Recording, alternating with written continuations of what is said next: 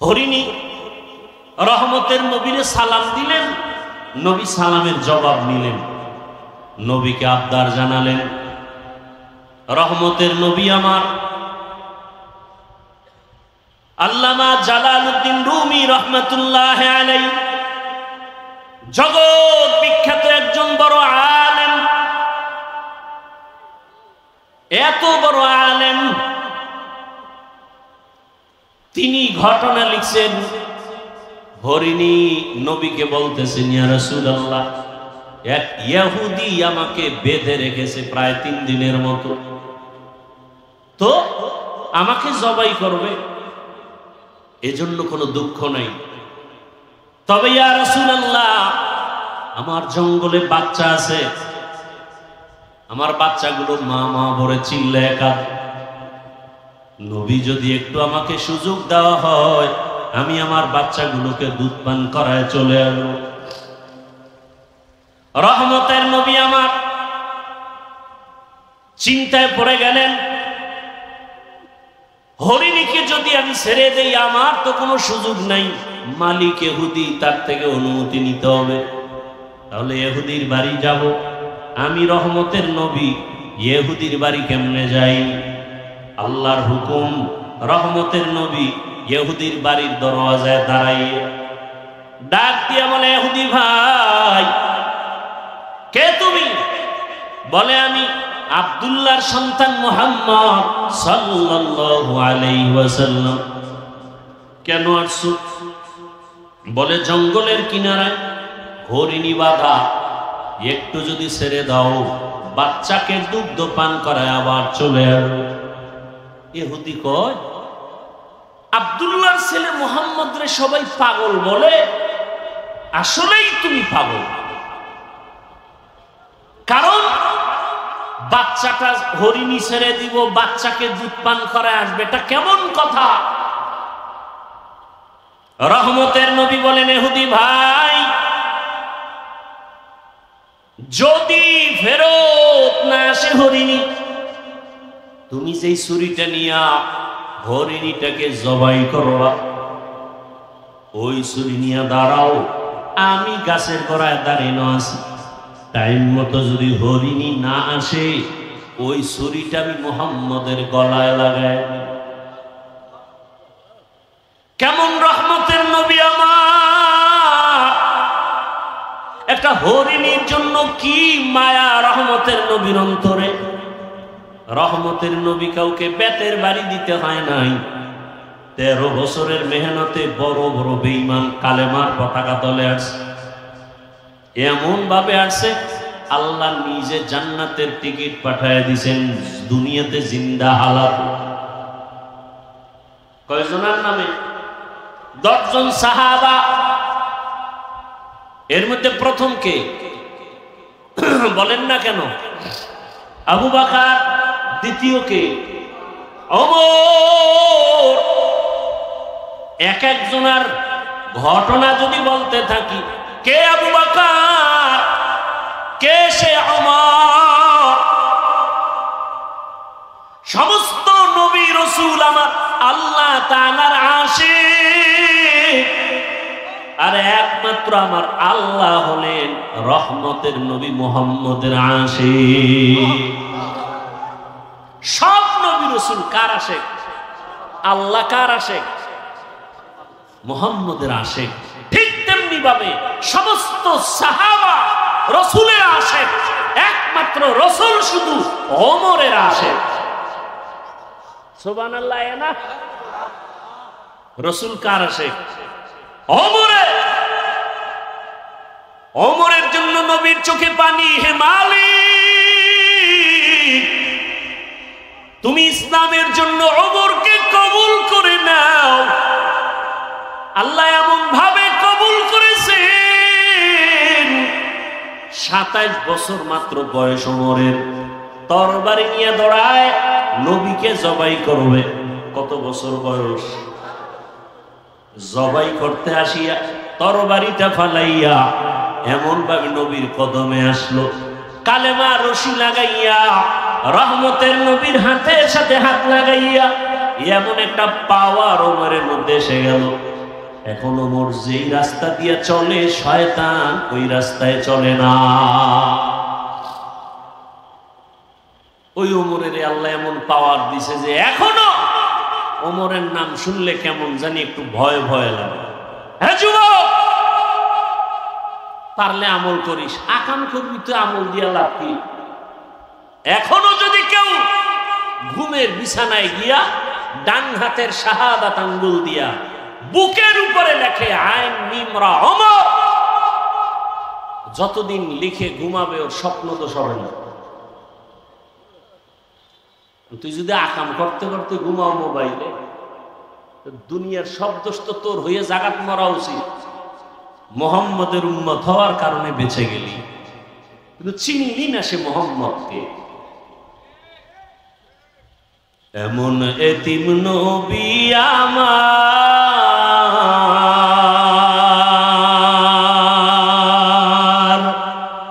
পিতা মাতা নাই যে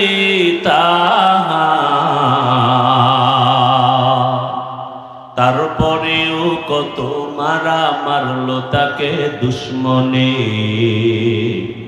নবী বিনে কে ধরবে পুলসিরাত মিজানে, নবী বিনে কে ধরবে পুলসিরাত মিজানে। রহমতের নবী আমার। ইহুদি যখন বলল ছুরিটা আমার গলায় লাগাইও, ইহুদি কয় মুহাম্মদ তোমাকে মারার জন্য কত অপকৌশল অবলম্বন করা হয়, পারা যায় না। সুযোগ যখন তুমি দিয়েছো হাত ছাড়া করা যাবে না। হেফাজতের মালিককে। রহমতের নবীকে যখন রশিটা খুলে দেয়, রহমতের নবী হরিণী রশি ধইরা ইশারায় বলে হরিণী দেখছুনি ইহুদির হাতে ছুরি, সময়ের মধ্যে যদি এসে হাজির না হও ওই ছুরিটা আমি মুহাম্মদের গলায় রাখবো। হরিণী একটা দৌড় দিয়া জঙ্গলে চলে গেল, বাচ্চাদের ডাকছে আসো। কণ্ঠ পায় বাচ্চাগুলো জঙ্গলের ভেতর থেকে দৌড়ায়। আল্লামা জালালউদ্দিন রুমি রহমাতুল্লাহ আলাইহি তিনি ঘটনা লিখেন মাআরিফে মাসনবীর ভেতরে। যখন মা একটা চিৎকার দিছে, বাচ্চাগুলো আইসা মায়ের কাছে মাথা নত করে চোখের পানি ছেড়ে বলে মা তুমি এতদিন আসো নাই, মা মা করে চিল্লাইলাম, এখন তুমি হঠাৎ করে আসলা, তার কারণটা কি, কেমনে? হরিণীও চোখের পানি ছেড়ে বলে ও সন্তানেরা কথা বলার সময় নাই, আমাকে ইহুদি বেঁধেছে। রহমতের নবী রাস্তা দিয়ে চলতেছিলেন, আমি দেখা অনুরোধের কারণে নবী ছাড়ছি, কিন্তু কথা বলা যাবে না। ইহুদি রশি নিয়ে দাঁড়ানো, ছুরি নিয়ে দাঁড়ানো, সময়ের মধ্যে যদি আমি হাজির হতে না পারি, ইহুদি ছুরিটা আমার গলায় না লাগাইয়া রহমতের নবীর গলায় লাগাইয়া দিবে। বাচ্চাগুলো চিল্লায় কয় মা যে এত দয়া তোমাকে করছে তারে একটা নজর না দেখা দুধ আমরা কোনোদিন পান করব না, চলো তারে একটা নজর দেখবো কেমন মায়ার নবী। হরিণীও দৌড়ায়, বাচ্চাগুলো দৌড়ায়, আমার নবীকে দেখবেন কেমন মায়ার নবী আমার। হরিণী যার দ্বারা এত উপকৃত হলো, বাচ্চাগুলো আইসা নবীর সামনে সময়ের আগে হাজির, হরিণীও হাজির, মাথা নত করে সালাম দিল। হরিণী মাথা নাড়ায় নাড়ায় কি যেন নবীকে বলতেছে, নবী শুনতেছেন, নবীর চোখ দিয়া পানি আসছে। ইহুদি তাকায় তাকায় দেখতেছে, ডাক দিয়া কয় আব্দুল্লাহর সন্তান, ওই হরিণীটা কি যেন বলে বুঝলাম না। রহমতের নবী বলে ও ইহুদি ভাই, এই বাচ্চাগুলো কয়েকদিন পর্যন্ত খানা পায় না, মা মা বলে চিল্লাইয়া ক্ষুধার যন্ত্রণায় তারা বেহুশ, আজকে মাকে পাইয়াও দুধ পান করে নাই। যখন আমার কথা শুনছে বাচ্চাগুলো রেডি হয়ে গেছে, আমাকে একটা নজর না দেখে মায়ের কোলানে মুখ লাগায় দুধ পান করবে না। ইহুদি কথা শুই না তরবারিটা ফালাইয়া ডাক দিয়ে কয়, রে আব্দুল্লাহর সন্তান, এতদিন আমাদেরকে ভুল বলা হইতো, আজকে হরিণী যদি তোমাকে চিনে, আমি মানুষে কেন চিনতে পারি নাই? আমাকে তুমি মাফ করে দাও, বেয়াদবি করে ফেলেছি, আমাকে তুমি কালেমার রশিদ লাগাইয়া দাও। মায়ার নবীর ব্যবহার, মায়ার নবীর আচরণ আর আদর্শ। ও আমার কুমিল্লার মুসলমান, আমার যুবক, আমি তোমাকে এতক্ষণ যত বয়ান করছি একবারও কিন্তু বলি নাই আমার মতো দাড়ি টুপি আর পাগড়ি লাগাইয়া স্কুল ছাড়িয়া মাদ্রাসায় যায় হুজুর হও। আমি একবারও বলি নাই রে বাবা, বরং আমি বারবার সারা দেশে বলি, আজও বলি, ও বাবা তুমি স্কুলে পড়ো, কলেজে পড়ো, চাকরি করো, ব্যবসা করো, কোনো বাধা নাই রে বাবা। তুমি ডাক্তার হও, ইঞ্জিনিয়ার হও, প্রফেসর হও, তুমি এমপি হও, মন্ত্রী হও, ডিসিএসপি যাই হও না কেন, কোনো বাধা নাই। তবে ওখানে থাইকা আমার রসুলের মোহাব্বত অন্তরে জমা করো, 5 ওয়াক্ত নামাজ আদায় করো। তোমার মতো কত RAB, army, police, BDR, MP, মন্ত্রী, কত চেয়ারম্যান, কত ডিসিএসপি, কত ওসি, কত ব্যবসায়ী, ধনী মানুষ, নামাজি অভাব নাই। ও যুবক বাবা, তোমার মতো কত যুবক স্কুলে পড়ে, নামাজ পড়ে, তুমি কেন পারো না? তোমার মতো কত যুবক রাস্তায় গাড়ি চালায়, নামাজ ছাড়ে না। ওই সারা রাত রিক্সা চালাইয়া ওই সেজদায় গিয়া কাঁদে, ও মালিক অল্প কামাই করে তুমি বরকত দিও। ঢাকা কলেজে গিয়া দেখো, তোমার মতো কত ছেলেরা কলেজে ক্লাস করে, দাড়িওয়ালা, মাথায় পাগড়ি লাগানো। তুমি নিজের বিবেকটাকে জিজ্ঞাসা করো, তুমি কেন পারবা না? আমার মাওলাকে কি তুমি মিথ্যা মনে করেছো? আল্লাহর কোরআনটাকে মিথ্যা কি মনে করেছো? যদি মিথ্যাই মনে করো, প্রমাণ দাও, এখন দাড়ি কেটে ফেলবো, আর নামাজ পড়বো না, আর আল্লাহর পক্ষে কথা বলবো না। কিন্তু আজ পর্যন্ত কেউ পারে নাই, কিয়ামত পর্যন্ত কেউ পারবে না। বরং তোমার পায়ে হাত রেখে বলি, আমিও তো তোমার মতো একটা যুবক সন্তান। আজকে যদি আমি টুপি দাড়ি ছাড়া চলতাম, প্যান্ট শার্ট পরিয়া মাস্তানি করতাম, সন্ত্রাসী করতাম, কেউ বাধা দিত না। ও বাবা, তোমার মতো যদি আজকে গুনার পথে দৌড়াইতাম, পার্কে দৌড়াইতাম, কেউ বাধা দিত না। কিন্তু এই টুপি মাথায় দেই কত কষ্ট, দাড়ি রাখি কত মানুষ কত খারাপ কথা বলে। মাদ্রাসায় পড়েছি, কওমি মাদ্রাসায় কত গালি শুনলাম। এ আল্লাহর বান্দা, তাবলীগ করি, পীরের কাছে যাই, কত বাজে কথা শুনি।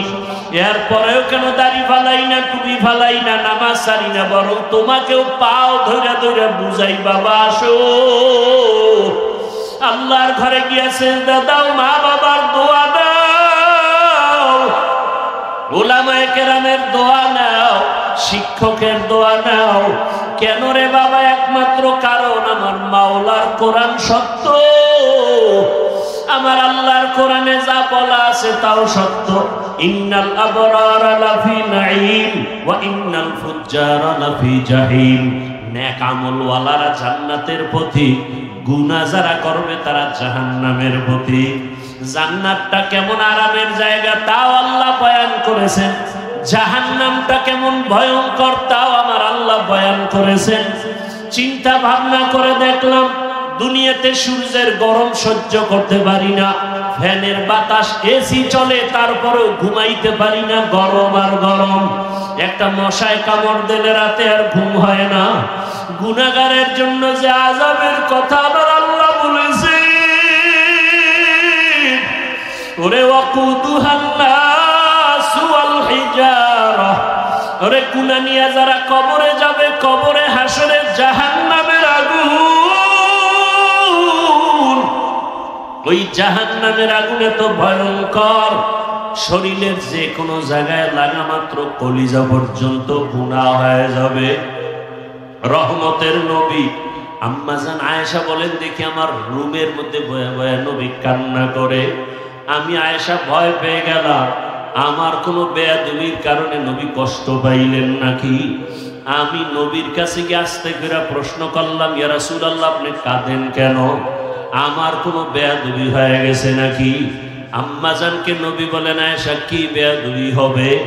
আম্মা জান বলেন, ইয়া রাসূলুল্লাহ, আমার বয়স কম, অজান্তে না জানি আবার কোন ব্যবহারে কষ্ট পেয়েছেন। কয় না না, তো আপনি কাঁদেন কেন? বলে, রে আয়েশা, আরে আমার হঠাৎ করিয়া দুইটা জিনিসের কথা মনে পড়ে গেল, আমি চোখের পানি আর ধরে রাখতে পারি না রে আয়েশা।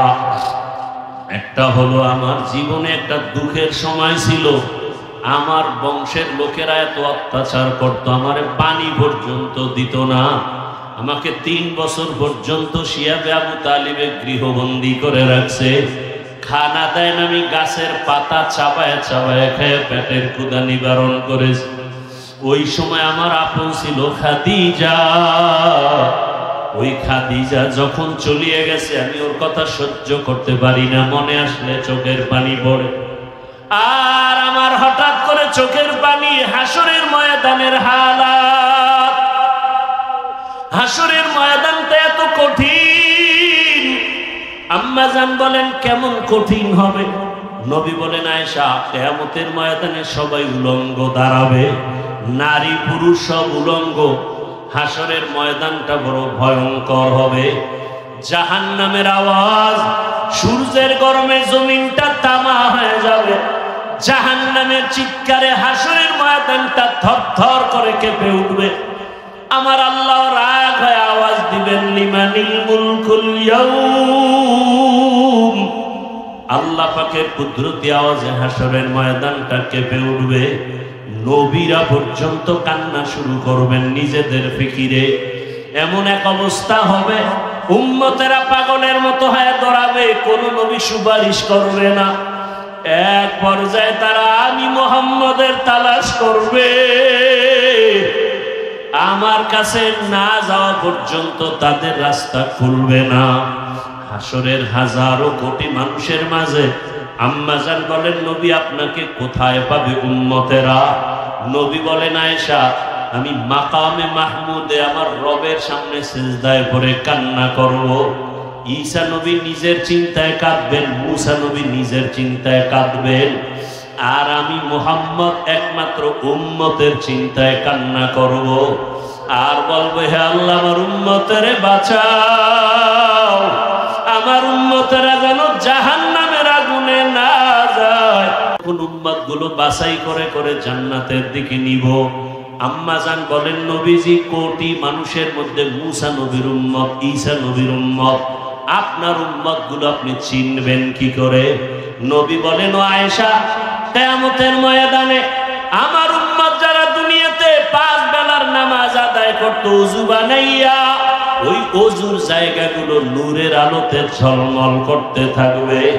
আমি দেখিয়া দেখিয়া আমার উম্মত গুলো ধৈরা ধৈরা হাউজে কাউসারের কিনারায় নিয়া আমি নিজের হাতে কাউসারের শরবত পান করাবো।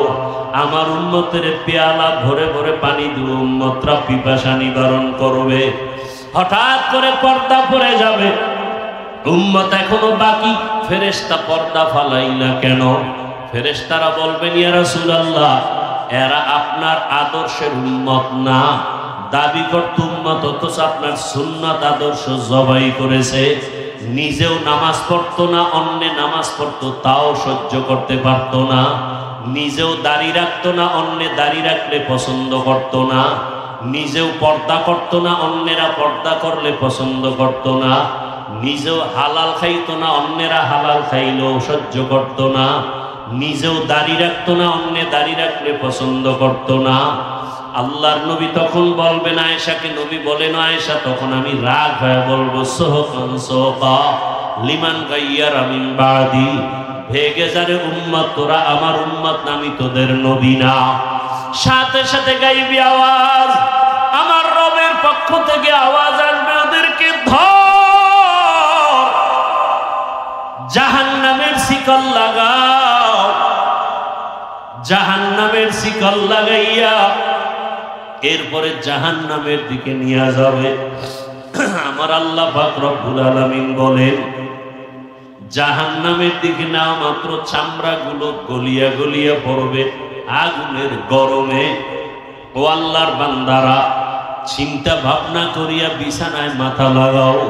ঘুমের মধ্যে কত মানুষ মরিয়া যায়। ওই যে মাইলস্টোন স্কুলের খবর কি ভুলে গেছো রে বাবা? দেখো না ভিডিওর মধ্যে মা বাচ্চাকে ধইরা কাঁদতেছে, কিন্তু বাচ্চা আগুনে চামড়া জামার সাথে মিলে গেছে। কত সন্তান আগুনে পুইরা নিজে হাইটা ইসা গাড়ির মধ্যে উঠা হসপিটালে গেছে।